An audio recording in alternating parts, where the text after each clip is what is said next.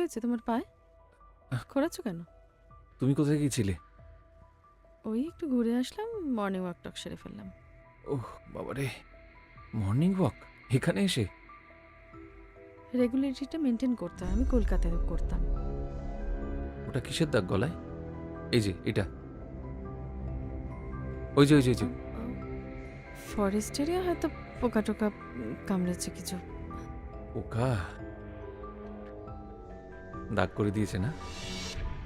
বিষটা এখনো ছড়ায়নি বোধহয়, কিন্তু ছড়িয়ে যাবে। পোকা। শোনো, আমি একটু বেরোবো, আমার একটু মার্কেটিং। এই শোনো, বলছি তুমি এত টাকা কোত্থেকে পাচ্ছ বলো তো? হ্যাঁ, সেটা তোমার না জানলেও চলবে। না জানলে চলবে মানেটা কি? আমি তোমার হাজবেন্ড, জানার অধিকার আছে।